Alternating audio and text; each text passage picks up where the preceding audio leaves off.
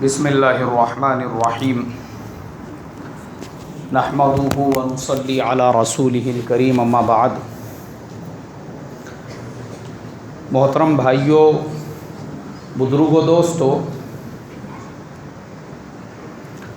اللہ کے فضل و کرم سے آج ہم نے 13ویں تراویح مکمل کی، لیکن انشاءاللہ تفسیر ہم لوگ 11ویں پارے کی سنیں گے۔ ابھی جیسا کہ کل میں نے بتایا تھا، سورہ توبہ اس کا کچھ حصہ 10ویں پارے میں ہے اور پاؤ پارا اس کا 11ویں پارے کے اندر ہے۔ اب یہ صورتیں وہ ہے جس میں اللہ تبارک و تعالی نے نبی اکرم صلی اللہ علیہ وسلم کے مکی حالات، ہجرت کا واقعہ اور مدنی حالات کو بیان فرمایا ہے۔ 11ویں پارے کی جہاں سے شروعات ہوتی ہے، پہلا ہی جملہ یعتذرون الیکم اذا رجعتم الیہم قل لا تعتذروا لن نؤمن لکم قد نبأنا اللہ من اخبارکم۔ اس جملے کے اندر اللہ تبارک و تعالی نے ان منافقین کے حالات بیان کیے غزوہ تبوک سے واپسی کے بعد، جو اللہ کے نبی صلی اللہ علیہ وسلم کی خدمت میں حاضر ہو کر جھوٹے عذر بیان کر رہے تھے۔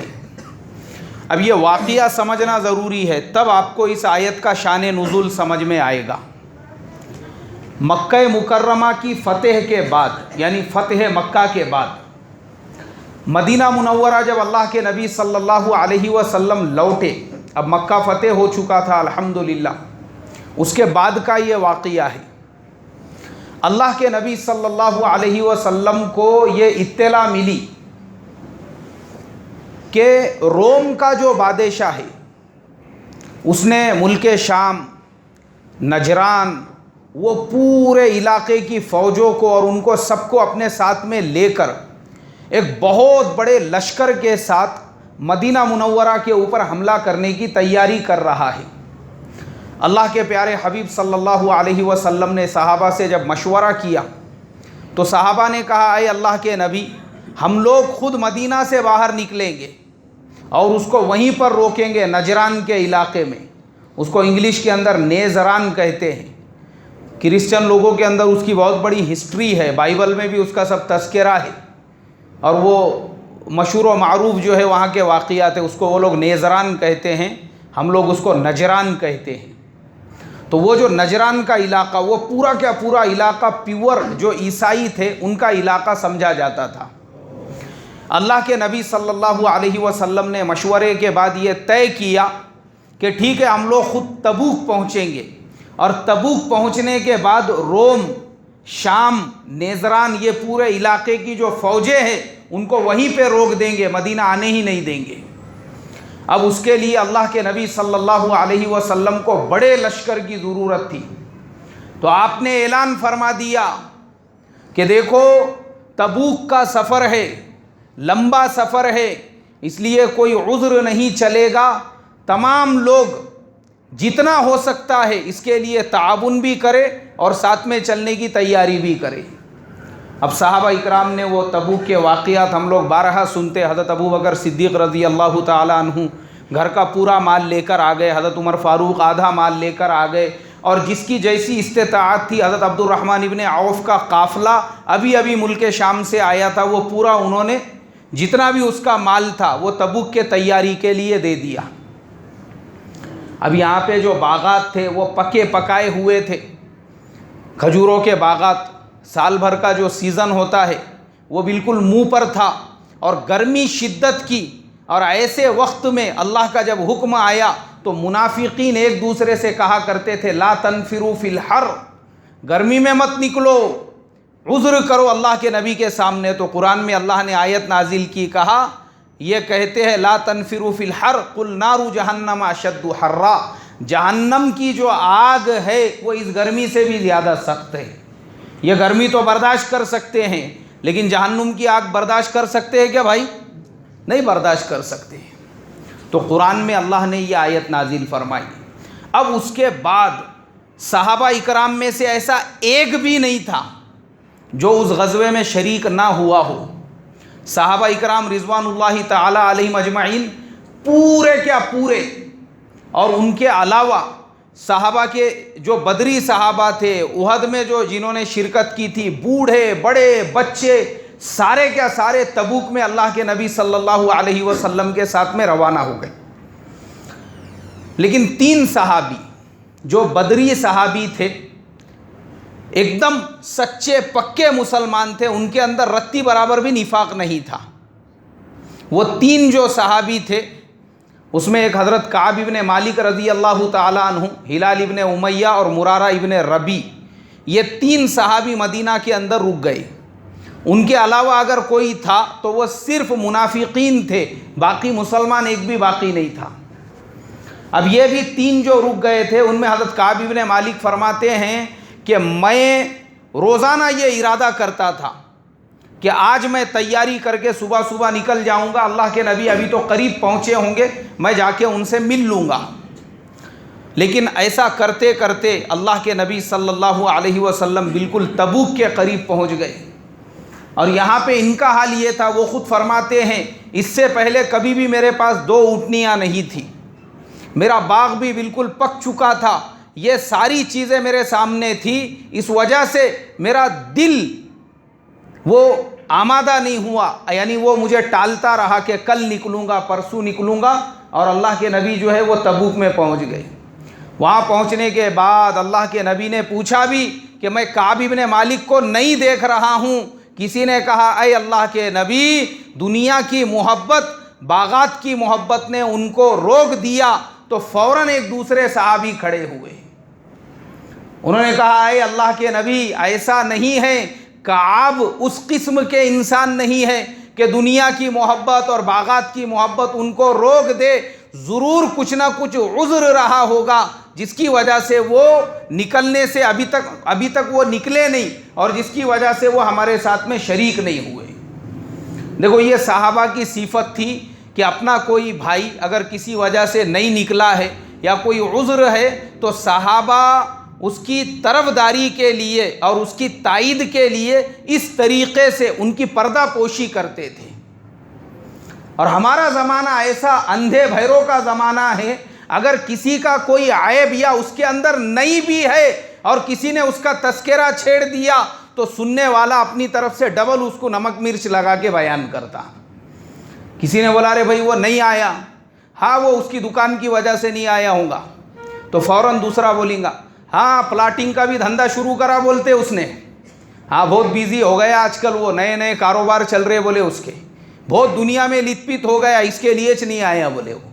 ہمارے یہاں پہ تیل ڈالنے والے ایسی باتیں کریں گے، اللہ حفاظت فرمائے، کیونکہ ہم لوگ اندھے بہرے ہیں، ہم کو آنکھیں نہیں ہے، جو آنکھیں ہم کو ہے اس میں ہم کو ظاہر نظر آ رہا ہے، لیکن کوئی بات اگر ہم تک آئے یا کوئی بات ہم سنیں، ہم اس کی تحقیقات نہیں کریں گے، اس پہ بالکل یقین کریں گے اور دوسرے کو بھی سنانا شروع کر دیں گے۔ لیکن صحابہ ایسے نہیں تھے۔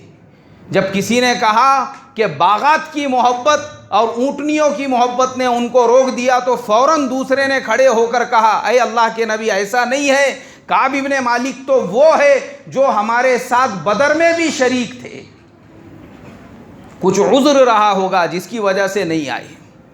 خیر، اللہ کے نبی صلی اللہ علیہ وسلم نے بہت دنوں تک وہاں پہ قیام کیا، تبوک میں انتظار کرتے رہے، لیکن دیکھو اللہ کے نبی کے تبوک پہنچنے کا جو امپریشن تھا، جو اثر تھا، وہ روم کی سلطنت پہ ایسا پڑا کہ ان لوگوں نے ادھر آنے کا ارادہ ہی کینسل کر دیے۔ انہوں نے کہا ہم لوگ ہی یہاں سے نہیں جاتے۔ ان کو جب پتہ چلا کہ خود اللہ کے نبی بارڈر کے منہ پہ آ کے بیٹھے ہوئے تو ان کی ہمتیں پست ہو گئی، ان کی ہمتیں ٹوٹ گئی۔ اس کے بعد بھی اللہ کے نبی نے وہاں پہ قیام کے درمیان میں صحابہ کی چھوٹی چھوٹی جماعتیں بنا کر اطراف کے پورے قبیلوں میں جو ہے روانہ کیا، جاؤ ایمان کی دعوت دو۔ اور صحابہ اکرام وہاں سے جتنے بھی اطراف میں قبیلے تھے ان قبیلے والوں سے جا کر ملاقات کرتے اور ان کو ایمان کی دعوت دیتے۔ مطلب آپ کا یہ جو سفر تھا یہ سفر بھی فیل نہیں ہوا۔ جب آپ مدینے میں پہنچے تو عرب پورا کا پورا مسلمان ہو چکا تھا۔ ہاں یہ بات یاد رکھو، آپ لوگوں کو تاریخی طور پہ یاد ہونا چاہیے یہ چیز کہ جب اللہ کے نبی کو نبوت ملی تھی اس وقت مکے کے لوگ بھی آپ کی بات ماننے کو تیار نہیں تھے، لیکن جب آپ کے انتقال کا وقت قریب تھا، آپ کی 23 سالہ محنت کے اندر پورا کیا پورا عرب مسلمان ہو چکا تھا، یمن مسلمان ہو چکا تھا، حبشہ مسلمان ہو چکا تھا، یہاں تک کہ اطراف کے بہت سارے علاقے مسلمان ہو چکے تھے، یعنی اطراف کے ممالک بھی۔ یہ باتیں ہم کو پتہ ہونی چاہیے۔ تو اللہ کے نبی نے ایسے چھوٹے چھوٹے قافلے روانہ کیا، واپس آ گئے مدینے میں۔ اب جب مدینے میں اللہ کے نبی پہنچے تو اللہ کے نبی مدینہ میں پہنچنے کے بعد جو منافقین تھے وہ جھوٹے جھوٹے عذر لے کر اللہ کے نبی کی خدمت میں پہنچنے لگے۔ انہوں نے جب دیکھا کہ اللہ کے نبی ماشاءاللہ فتح و کامرانی کے ساتھ میں واپس آ گئی، اب منافقین، کوئی کہہ رہا ہے میری ماں بیمار تھی اس لیے میں نہیں آ سکا، میرا یہ عذر تھا، میں بیمار تھا، میری یہ پریشانی تھی، میری فلانی پریشانی تھی۔ اب اللہ کے نبی تو اللہ کے نبی تھے، وہ ہر ایک کے احوال کو جانتے ہوئے بھی چلو ٹھیک ہے کوئی بات نہیں، درگزر اور نظر انداز کا معاملہ تھا۔ لیکن جب حضرت کعب ابن مالک پہنچے، یہ تو سچے پکے مسلمان تھے، بدری صحابی تھے، نفاق کا رتی برابر بھی شک نہیں تھا۔ اللہ کے نبی صلی اللہ علیہ وسلم نے ان کو بالکل سخت نظروں سے دیکھا، اس لیے کہ جس سے محبت ہوتی ہے انسان اسی پہ سختی کرتا ہے۔ اللہ کے نبی نے سخت نظروں سے دیکھا اور خود اللہ کے نبی نے کہا کیا تجھے اونٹنیوں کی محبت نے نہیں روکا تھا؟ کیا تجھے باغات کی محبت نے نہیں روکا تھا؟ حضرت کعب ابن مالک نے کہا اے اللہ کے نبی آپ نے بالکل حق فرمایا، میں اپنے اونٹنیوں کی محبت میں، اس سے پہلے 2 اونٹنیاں میرے پاس کبھی بھی نہیں تھی، میرا باغ اتنا ہرا بھرا سرسبز و شاداب اور ایسے کھجور کے خوشے لٹک رہے تھے، ان کو دیکھ دیکھ کر میرا دل نکلنا گوارا نہیں کر رہا تھا۔ آپ نے بالکل صحیح کہا، باغات اور میری اونٹنیاں اور ان کی وجہ سے میں رکا رہا۔ اللہ کے نبی نے منہ پھیر لیا۔ حضرت کعب ابن مالک جو ہے تھوڑی دیر بیٹھے رہے، آپ نے فرمایا کہ چلے جاؤ، تمہارا فیصلہ اللہ کریں گے۔ اب لوگوں نے حضرت کعب ابن مالک سے کہا، بولے یہ منافقین جو ہے عذر کر رہے تھے تو تم نے بھی ایک آدھا عذر کر لینے کا تھا۔ انہوں نے کہا کہ میں یہ بات جانتا ہوں، میں اگر عذر کر بھی لیتا اللہ اپنے نبی کو حقیقت سے واقف کرا دیتا تھا کہ سچائی کیا ہے جس کی وجہ سے یہ نہیں نکلے، اور اللہ کے نبی نے اعلان کر دیا کہ ان سے کوئی بات چیت نہیں کرے گا پورے مدینے کے اندر، نہ ان کو سلام کرو، نہ ان سے بات کرو، نہ ان سے ملاقات کرو، ان کی سزا یہی ہے۔ حضرت کعب ابن مالک نے تحقیقات کی کہ مدینہ میں اور میرے جیسے کتنے لوگ ہیں، پتہ چلا کہ 2 لوگ اور ہیں، ان میں ہلال ابن امیہ اور مرارہ ابن ربی، ایسے 3 لوگ ہیں۔ اب اللہ کے نبی نے منع کر دیا۔ حضرت کعب مسجد میں آتے، کسی کو سلام کرتے تو کوئی سلام نہیں کرتا، کوئی ان کے چہرے کو نہیں دیکھتا، کوئی ان سے بات نہیں کرتا۔ یہاں تک کہ جب عیسائی بادشاہ کو پتہ چلا تو اس نے ان کو ایک خط لکھ کر اپنے پاس بلایا اور یہ کہا کہ ہم نے یہ سنا ہے تمہارے آقا تم سے ناراض ہے، اس لیے تم ہمارے پاس آ جاؤ، ہم تم کو بڑا عہدہ دیں گے اور عزت کے ساتھ ہمارے ساتھ میں رکھیں گے۔ دیکھو ایسا ہوتا ہے ہمارے زمانے میں بھی، باپ اگر کسی بیٹے کے اوپر سختی کرے، بیٹے کو سبق کے لیے، درس کے لیے یا بیٹے کو کچھ سکھانے کے لیے، تو اس طریقے کے تیل ڈالنے والے بھی بہت ہوتے ہیں۔ حضرت کا دماغ خراب ہو گیا، بولے سدھر رہا نہیں بڑھاپے میں، کائی کو رہ رہا ان کے ساتھ میں، دینے کا چھوڑ کے الگ ہو جا، بولے تو باپ اور بیٹے کے بیچ میں ایسے لڑائیاں لگانے والے، 2 بھائیوں کے بیچ میں اگر ایسا کوئی معاملہ ہوا ان کو توڑنے والے۔ تمہارے بھائی صاحب کو بہت گھمنڈ ہو گیا پیسوں کا، کس کو گن رہے نہیں، اب وہ کائی کو رہ رہا ان کے ساتھ میں، کائی کو بات کر رہا، الگ ہو جا، بولے جب تیرے ساتھ اتنا برا سلوک کر رہے تو۔ جیسے حضرت کعب کو بہکانے اور بھڑکانے کا کام کیے، لیکن وہ لوگ نادان ہوتے ہیں جو اس طرح کی سازشوں کا، اس طرح کی مکاریوں کا شکار ہو کر اپنے ہی باپ کے خلاف بغاوت کا بگل بجا دیتے ہیں۔ ابا جان کی ہوٹل تھی مدینہ ہوٹل، تو بیٹے نے بازو میں کھول دیا نیو مدینہ ہوٹل، بغاوت کا بگل بج گیا. بولے اب ایسے نادان ہوتے ہیں بہت سارے، اور جو سمجھدار ہوتے ہیں جیسے حضرت کعب ابن مالک اللہ کے نبی کی خدمت میں پہنچے، رونے اور گڑ گڑانے لگے اور کہا اے اللہ کے نبی کب تک ہمارا حال اس طریقے سے رہے گا؟ اب تو ہمارے بارے میں عیسائی بادشاہ بھی طمع کرنے لگ گئے ہیں. دیکھو اللہ کے نبی کی خدمت میں پہنچ کر حالات سنائے. تو یہ سبق ملتا ہمارے زمانے کے بیٹوں کو بھی کہ وہ اپنے باپ کو جا کر حالات سنائیں، ابا تم ایسا کب تک رہو گے؟ دیکھو لوگ ایسا آپس میں لڑانے کا کام کر رہے، بھڑکانے کا کام کر رہے. بھائی کو جا کر مل کر اس سے ملاقات کر کے آپس کی دشمنیوں کو دور کر کے اس کو گلے سے لگائے. یہ نہیں ہے کہ جو لوگ بھڑکانے والے اور جو لوگ پھوڑ ڈالنے والے ہیں ان کی بات سن کر جو ہے اس طریقے سے ہم بغاوت کا کام کریں. اور وہ جو خط تھا حضرت کعب ابن مالک نے اٹھا کے اس کو تنور میں ڈال دیا، کوئی جواب ہی نہیں دیا وہ عیسائی بادشاہ کو. 50 دن گزر گئے، اس کے بعد اللہ تبارک و تعالی نے ان تینوں کی توبہ قبول کی، اور اللہ کے پیارے نبی صلی اللہ علیہ وسلم نے اعلان فرما دیا کہ اللہ تبارک و تعالی نے کعب ابن مالک، ہلال ابن امیہ اور مرارہ ابن ربیع کی توبہ کو قبول کر لیا ہے، جاؤ جا کے ان کو خوشخبری سنا دو. حضرت کعب فرماتے ہیں میں اپنی چھت پہ اشراق کی نماز کا انتظار کرتے بیٹھا تھا، غالباً حضرت عمرو بن عاص رضی اللہ تعالیٰ عنہ نے ان کو آواز دی تو انہوں نے خوشی کے مارے اپنے بدن پہ کا کرتا نکال کے ان کو ہدیے میں دے دی ہے. دینے کے واسطے کچھ نہیں تھا تو کرتا نکال کے کہ تم نے خوشخبری سنائی ہے یہ میری طرف سے تم کو ہدیے میں لو. اور اللہ کے نبی کی خدمت میں گئے، کہا اے اللہ کے نبی جن کھجوروں کے باغات کی وجہ سے رکا ہوں وہ بھی صدقہ ہے، جن اونٹنیوں کی وجہ سے رکا ہوں وہ بھی صدقہ ہے، اگر آپ مجھ کو اجازت دے یہ ساری چیزیں آپ کی خدمت میں. اللہ کے نبی نے منع فرمایا، کہا کہ نہیں، اپنے اہل و عیال کے لیے بھی رکھو، اپنے بال بچوں کے لیے بھی. اور اللہ کے نبی نے فرمایا جو اللہ اور اس کے رسول کا حق ہے وہ دینا، باقی تم اپنے لیے رکھو. اور دیکھو صحابہ پکے پکائے باغات چھوڑ کر جب گئے، اللہ نے اس کا صلہ کیسے دیا.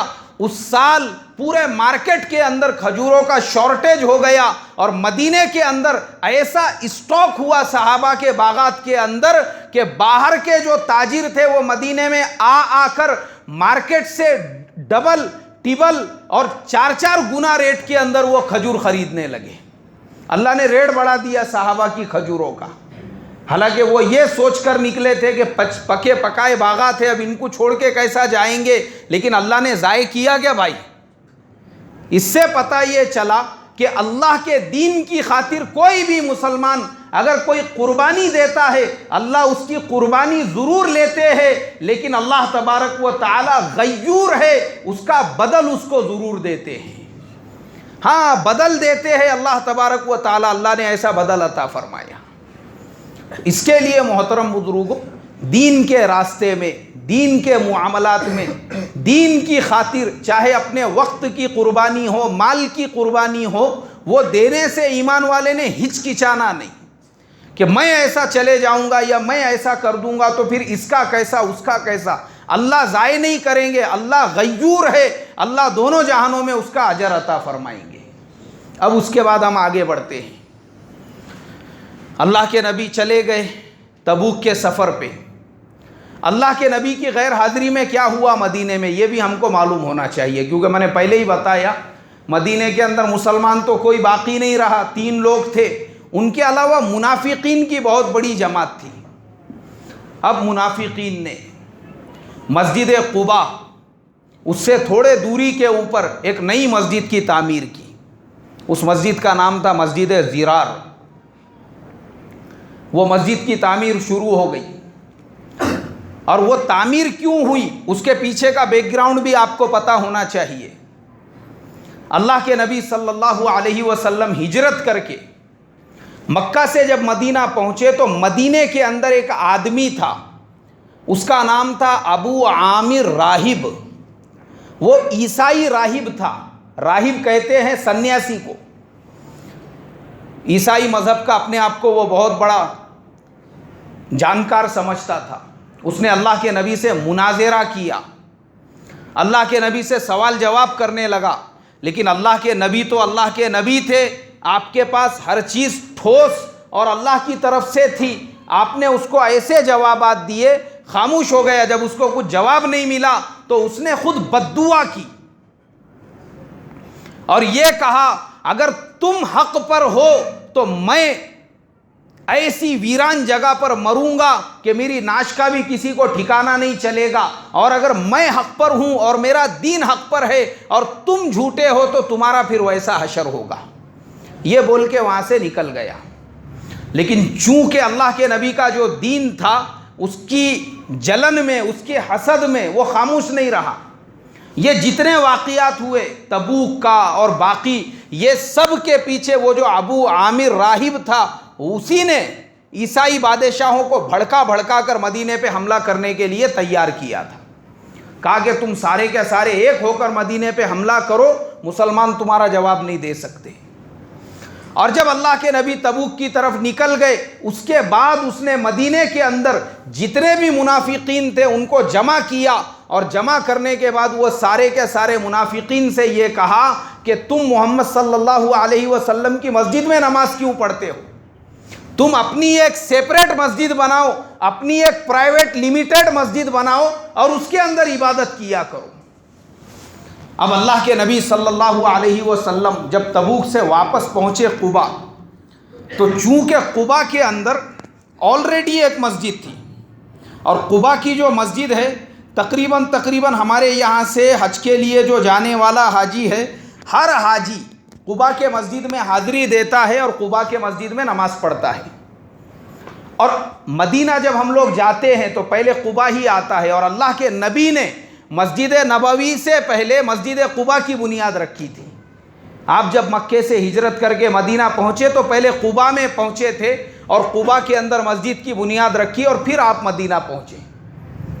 تو قبا کی جو مسجد ہے، مسجد قبا اسے کہتے ہیں. تقریباً لوگ الحمدللہ ہم کو بھی اس مسجد کے اندر نماز پڑھنے کا موقع ملا. ہر حاجی وہاں پہ نماز پڑھتا ہے. وہ مسجد قبا کی تعمیر اللہ کے نبی نے اپنے زمانے میں اپنے ہاتھوں سے کرا دی تھی.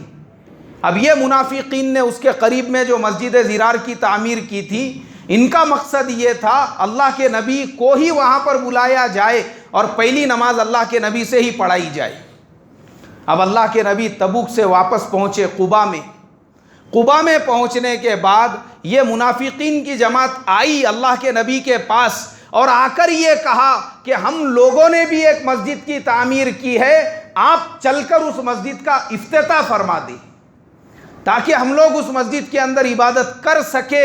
اللہ کے نبی صلی اللہ علیہ وسلم اٹھے اور اس کی طرف جب جانے لگے کہ فوراً حضرت جبریل علیہ السلام آئے اور یہ آیت نازل ہوئی، والذین اتخذوا مسجدا ضرارا وتفریقا بین المؤمنین وارصادا.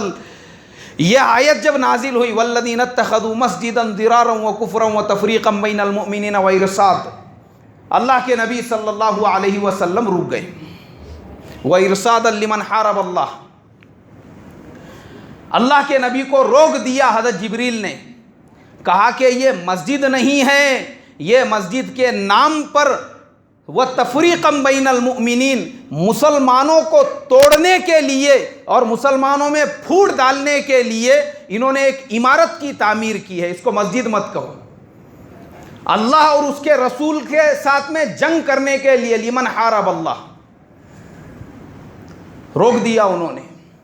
اللہ کے نبی نے جب یہ آیت جب نازل ہوئی، اور زرار کے معنی ہے نقصان پہنچانا، اس کا مقصد ہی ہے مسلمانوں کو نقصان پہنچانا. اللہ کے نبی نے حضرت وحشی کو، جنہوں نے حضرت حمزہ کو برچھا مارا تھا، ان کو اور ان کے ساتھ ایک دو صحابہ کو دیا اور کہا کہ جاؤ جا کر اس عمارت کو آگ لگا دو. اب آپ کو سن کے حیرت ہوگی محترم بزرگوں، جس عمارت کو مسجد کے نام پر تعمیر کیا گیا تھا، خود اللہ کے نبی نے صحابہ کو بھیج کر اس کو آگ لگانے کا حکم دے دیا. وہ پوری کا پوری عمارت جلا دی گئی، اور اس مسجد زرار کو جب جلا دیا گیا، جلانے کے بعد اللہ کے نبی صلی اللہ علیہ وسلم نے ایک صحابی سے کہا کہ تم یہاں پہ گھر بناؤ. انہوں نے کہا کہ جس جگہ کو اللہ نے مسجد کے لیے پسند نہیں کیا میں گھر کیوں بناؤں وہاں پر. دو روایتیں معارف القرآن کے اندر حضرت مفتی شفیع صاحب نے تفصیل کے ساتھ میں لکھا.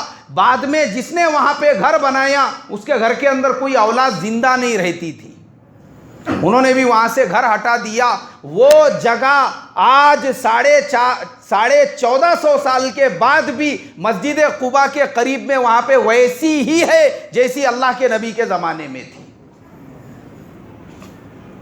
اور جو رہبر ہے, جو گائیڈ ہے وہاں پہ بتانے والا, وہ آپ کو بتاتا ہے دیکھیے یہی وہ جگہ ہے جہاں پہ منافقین نے مسجد ضرار کی بنیاد رکھی تھی. محترم بزرگوں, بہت عبرت کی بات ہے یہ. اس سے ہم تمام کو یہ پتہ چلتا ہے کہ اللہ تبارک و تعالیٰ کو تفریقاً بین المؤمنین, یعنی ہر وہ چیز جو مسلمانوں کو توڑنے والی ہے وہ اتنی زیادہ ناپسند ہے, چاہے مسجد کے نام پر ہو اللہ نے اس کو بھی جلانے کا حکم دے دیا. سب سے زیادہ اگر اللہ کو کوئی چیز پسند ہے مسلمانوں کا اتحاد, مسلمانوں کا اتفاق, مسلمانوں کا پیار اور مسلمانوں کی محبت. فتویٰ ہے علماء کا. حضرت مولانا خالد سیف اللہ رحمانی سے کسی نے سوال کیا کہ میں فلانی جگہ پہ کام کرتا ہوں, وہاں پہ ہمارے بریلوی بھائیوں کی مسجد ہے. کس کی مسجد ہے بھائی؟ ہمارے بریلوی بھائیوں کی, اہل سنت والجماعت کی مسجد ہے. تو میں نے اس مسجد میں نماز پڑھنا چاہیے یا نہیں پڑھنا چاہیے؟ حضرت مولانا خالد سیف اللہ رحمانی صاحب نے کہا, وہ فتوے میں کتاب الفتاوی جلد نمبر 3 میں تفصیل کے ساتھ یہ فتویٰ لکھا ہوا ہے. کہا کہ یاد رکھو, چاہے امام بریلوی مسلک کا ہو, چاہے امام اہل حدیث ہو, چاہے امام جماعت اسلامی کا ہو, چاہے امام کسی بھی مسلک کا ماننے والا ہو, یہ چھوٹے موٹے اختلاف تو صحابہ کے زمانے سے چلتے آ رہے ہیں. یہ اختلاف کی وجہ سے تم وہ امام کے پیچھے کی نماز نہیں چھوڑ سکتے.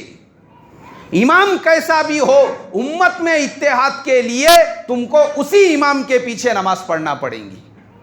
تم صرف اس کے مسلک کی وجہ سے نماز پڑھنا چھوڑ نہیں سکتے کہ یہ امام فلانے مسلک کا ہے اس لیے میں نماز نہیں پڑھوں گا. حضرت مولانا نے لکھا, اللہ کے نبی صلی اللہ علیہ وسلم نے تو مسلمانوں میں آپس میں جوڑ کے لیے فاسق کے پیچھے نماز پڑھنے کا بھی حکم دیا. کس کے پیچھے بھائی؟ بزرگ کے پیچھے, ولی کے پیچھے, ابدال قطب کے پیچھے. ارے بھائی کس کے پیچھے پڑھنے کا حکم دیا؟ فاسق کے پیچھے. اگر وہ امام فاسق بھی ہے لیکن امت جڑی ہوئی ہے تو فرمایا کہ اس کے پیچھے نماز پڑھو. اور فاسق کسے کہتے ہیں وہ بھی میں آپ کو بتاتا ہوں. فاسق امام, داڑھی کاٹنے والا, جو ایک دم خشخشی داڑھی رہتی نا بہت ساروں کو, وہ داڑھی کاٹنے والا بھی ہے. فرمایا کوئی بات نہیں ہے, پڑھ لو اس کے پیچھے نماز. اس کا پیجامہ اگر ٹخنے سے نیچے بھی جا رہا ہے لیکن امت میں انتشار نہیں پیدا ہو رہا ہے, ٹھیک ہے پڑھ لو بھائی اس کے پیچھے نماز. اب اگر میرے جیسا کوئی بولے گا کہ نہیں پیجامہ ٹخنے سے نیچے میں میری الگ جماعت کر کے نماز پڑھوں گا, مجھے بتاؤ انتشار ہوگا یا نہیں ہوگا؟ فرمایا انتشار مت کرو, بلکہ انتشار کو روکنے کے لیے بھلے ہی وہ فاسق امام ہو, داڑھی کترنے والا ہو, پیجامہ ٹخنے سے نیچے لٹکانے والا ہو, اس کے باوجود اس کے پیچھے نماز پڑھو, اپنی جماعت الگ سے مت کرو. یہ حضرت مولانا خالد صاحب نے کتاب الفتاوی جلد نمبر 3 میں اللہ کے نبی کے حدیث کی روشنی میں فرمایا. اس سے پتہ یہ چلا محترم بزرگوں کہ مسلمانوں میں آپس کا جوڑ کتنا زیادہ اللہ کے نزدیک ضروری ہے. لیکن توڑ اگر پیدا کرنے والی کوئی چیز ہے, اللہ کے نبی نے آگ لگانے کا حکم دے دیا. اور آج ہمارے زمانے میں ہم نادان مسلمان امت کو ایسا توڑ رہے ہیں مسلکوں کے نام پر, نظریات کے نام پر. ایک صاحب نے مجھے آج سے 2-3 رمضان پہلے ان کے گاؤں کے اندر, بستی کے اندر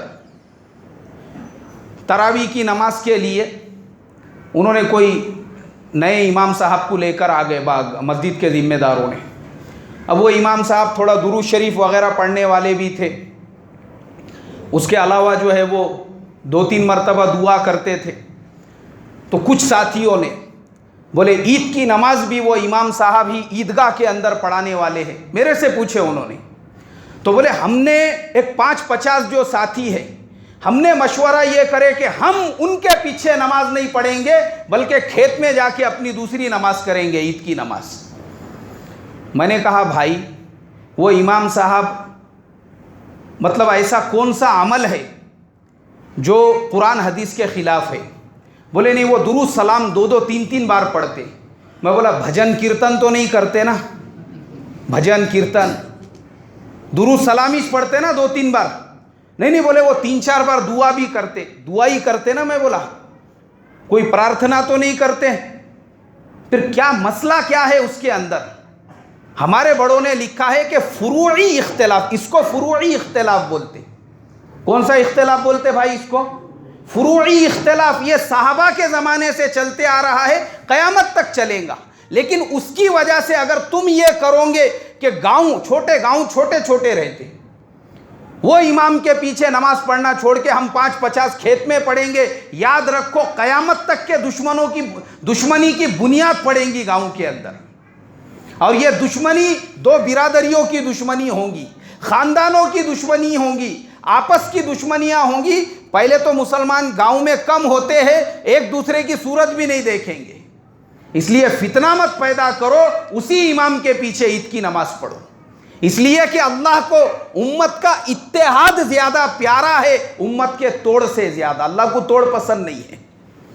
تو اس کے لیے میرے محترم بزرگوں، بات لمبی ہو چکی ہے، بس یہی کہوں گا اللہ کے واسطے اپنے دلوں کو بڑا کر کے یہ مسلکوں کو دیکھنا چھوڑ دو۔ ہر ایمان والا وہ اپنا کون ہے بھائی؟ ارے بھائی بولو نا، بھائی ہے۔ ہمارے ملک میں یہ جتنی جماعتیں ہیں نا، ہم سب لوگوں کا جو بنیاد ہے، ہمارا قرآن ایک، ہمارا نبی ایک، ہمارا اللہ ایک، ہمارا سب کچھ ایک ہے۔ اور ہمارے بیچ میں جو اختلاف ہے وہ ایسے فروعی مسئلوں پر ہے جن میں سے بہت ساروں کے بارے میں قیامت میں اللہ سوال بھی نہیں کریں گے۔ وہ فروعی مسائل کو بازو میں رکھ کر ہم امت کے اندر اتحاد کا، اتفاق کا اور جوڑ کا ذریعہ بنے۔ اللہ تبارک و تعالی امت مسلمہ کے اندر اتحاد، اتفاق پیدا فرمائیں۔ ہم تمام کو آپس میں شیر و شکر کی طرح سے رہ کر ایک دوسرے کے مسلک کی، ایک دوسرے کے جماعت کی، ایک دوسرے کے امام کی، ایک دوسرے کے نظریات کی عزت کرنے والا بنائیں، اور ہمارے آپس کے اندر اتحاد و اتفاق پیدا کر کے اللہ اس ملک کے مسلمانوں کے جان مال عزت آبرو کی حفاظت فرمائیں۔ سبحان اللہ و بحمدہ، سبحانک اللہم و بحمدک، نشہد ان لا الہ الا انت، نستغفرک و نتوب الیک۔